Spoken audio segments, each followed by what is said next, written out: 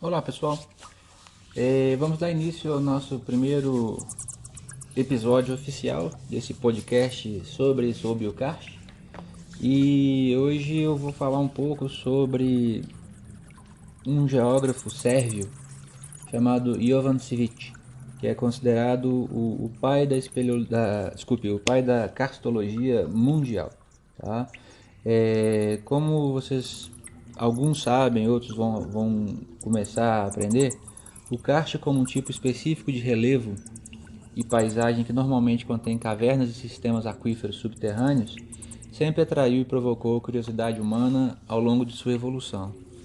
Tal característica acabou por estimular a especialização de muitos profissionais, em especial aqueles ligados às ciências da Terra e formados nos campos da geografia, geologia, biologia e ecologia, por exemplo. A partir da união de diferentes campos científicos e outras especializações, surge um campo específico de estudo que passa a ser conhecido como karstologia. Talvez muitos estejam mais familiarizados com a espeleologia, que é o ramo científico responsável pelo estudo das cavernas. A karstologia, portanto, é a disciplina capaz de englobar a espeleologia, pois as cavernas fazem parte de um geoecossistema conhecido como karst. Como um ambiente específico, os vários problemas ambientais que são encontrados nesse tipo de paisagem normalmente exigem abordagens que sejam diferentes daquelas padronizadas para outros geoecossistemas. Estudos específicos cuidadosos devem ser realizados para uma melhor gestão da paisagem. Devem sempre ser levados em conta e com mais profundidade os efeitos da influência de estruturas antrópicas construídas nessa paisagem, visando continuamente a proteção do patrimônio abiótico e biótico, como as cavernas, dolinas, lagoas, espécies endêmicas raras, etc. Assim sendo, a ideia de iniciar esse podcast para popularizar esse tema veio da necessidade de tornar disponível um assunto fundamental para aqueles interessados pela karstologia, pelas cavernas ou os futuros karstólogos e espeleólogos. Como falei antes, Jovan Cvic, um geógrafo sérvio, fez a sua tese de doutorado nesse tipo de paisagem em 1893, tendo defendido em alemão, porque a Sérvia fazia parte do Império Austro-Húngaro nessa época, e 2 anos depois, em 1895, o mesmo trabalho foi publicado em sérvio para os seus alunos, com o título de Karst, uma monografia geográfica. Em 2005, parte desse trabalho foi traduzida para o inglês e em 2017 eu traduzi esse trabalho para a primeira versão em português. E aí muitos podem se perguntar qual a importância de um geógrafo europeu de uma região ou realidade tão distante da de muitos leitores de língua portuguesa, quando traduzia esse trabalho, em especial da realidade nossa brasileira.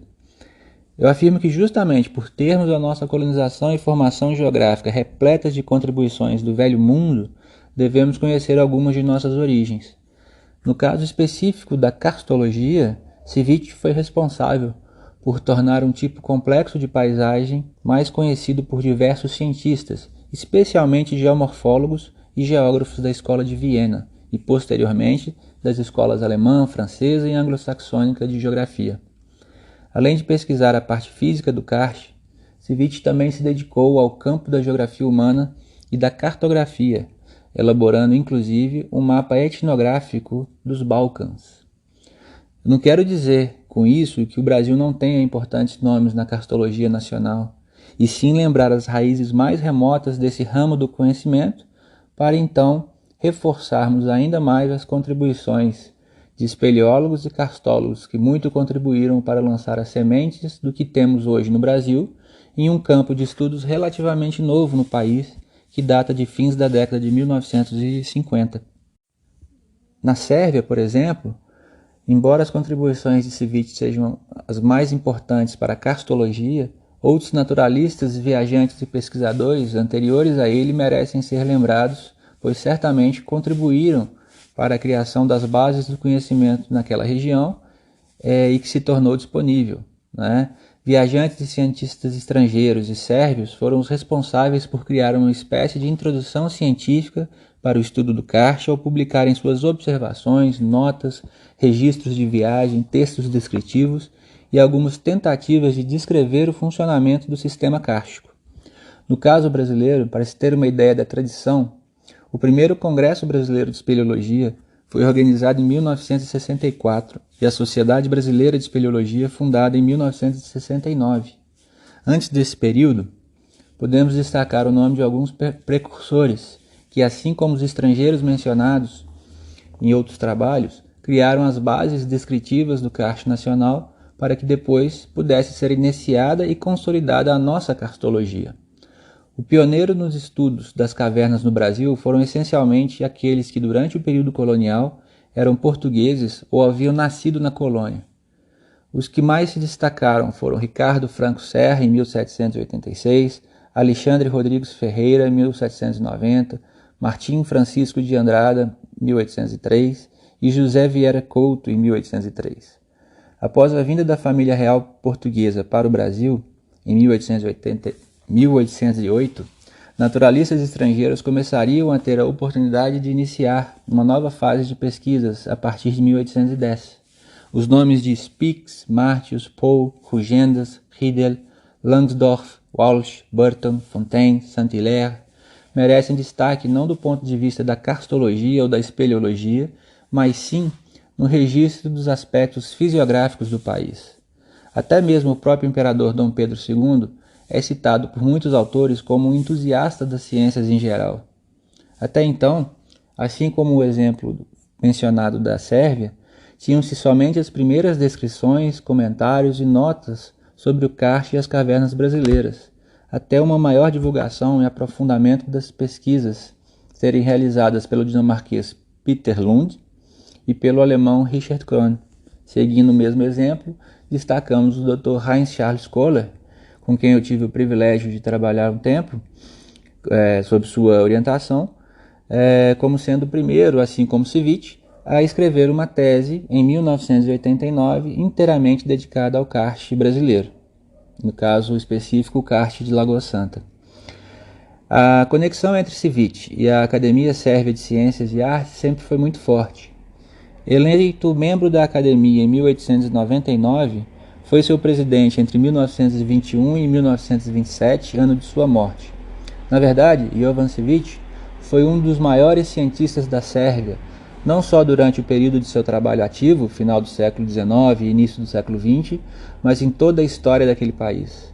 Formado em Geografia pela Universidade de Belgrado, logo tornou-se aluno dos famosos doutores Albrecht Penck e Eduard Suess, preparando e defendendo sua tese de doutorado em Viena em 1893, quando retorna à Sérvia logo depois. À época, o país emergia de um prolongado período de dominação pelo Império Otomano, de 1459 a 1878, e nas palavras de Stevanović, estava desesperadamente à procura de uma nova estrutura organizacional europeia na política, na economia, na educação e nas ciências. Civit tornou-se professor universitário e fundou um departamento de geografia na Universidade e a Sociedade de Geografia da Sérvia, em Belgrado. Durante sua carreira, escreveu mais de 100 artigos científicos, dos quais mais de 40 se relacionam ao karst. Foi 2 vezes nomeado reitor da Universidade de Belgrado e recebeu prêmios da Sociedade Geográfica Real de Londres, da Sociedade Geográfica Norte-Americana e de outras academias, sociedades geográficas e instituições de países como a Tchecoslováquia na época, Suíça, Rússia, Itália, Grécia, Alemanha, Polônia, Hungria e Romênia. Durante o período entre 1917 e 1919, como professor visitante e doutor honoris causa, ministrou palestras na Sorbonne, em Paris. Sua importância ainda pode ser avaliada pelo fato de que hoje quase não existe um especialista em karst ou ciências naturais que não use os termos popularizados por ele para descrever os fenômenos específicos dessa paisagem, como as dolinas, as uvalas ou os poliês, por exemplo.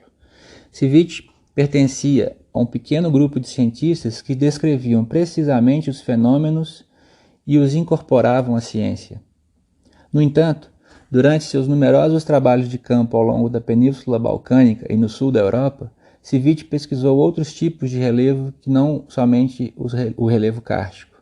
Além disso, deu muita importância às questões etnográficas e demográficas, tendo um papel significativo durante e após a Primeira Guerra Mundial, quando um novo país, o Reino dos Sérvios, Croatas e Eslovenos, que mais tarde se tornaria a Iugoslávia, foi formado a partir dos reinos da Sérvia e Montenegro e daqueles outros países que compunham o Império Austro-Húngaro e que eram habitados por povos eslavos. De acordo com Vazovic, entre 1888 e 1925, Civit conduziu explorações sistemáticas nos Balcãs e em outros países, cobrindo uma área de aproximadamente 500 mil km². Outra contribuição importante do pesquisador foi a busca pela relação entre o ser humano e o ambiente. Suas publicações podem ser divididas em pelo menos 8 grupos principais: Terminologia geográfica e geológica, 1 publicação; Karst, 40 publicações; Glaciologia dos Balcãs, sul dos Cárpatos e Turquia, 19 trabalhos; Lagos antigos e atuais dos Balcãs, 8; Morfologia, Tectônica e Geologia, 39 trabalhos; Antropogeografia e Etnografia dos Balcãs, 22 trabalhos; Métodos cartográficos e bibliográficos, 12 trabalhos; e Assuntos nacionais e etnográficos, 39 trabalhos. Civit passou a maior parte de sua vida em Belgrado, morrendo aos 62 anos. Foi reconhecido e honrado com a criação de um museu em 1965 e pela construção de monumentos e nomeação de instituições públicas, como o Instituto Geográfico Sérvio, criado em 1961. Conferências científicas realizadas em 1957, 1965 e 1977 foram realizadas 30 e 50 anos após a sua morte, e nos 100 anos de seu nascimento, respectivamente. Por todos esses motivos, diante da inegável importância de Jovan Civit para a karstologia, fizemos essa breve introdução sobre a importância deste geógrafo para a karstologia mundial. No próximo episódio, vou falar um pouco do meu saudoso professor, orientador, professor Dr. Heinz Charles Kohler, e espero fazer a apresentação da mesma forma que como conversei com vocês sobre Jovan Civit. Um abraço a todos e até a próxima.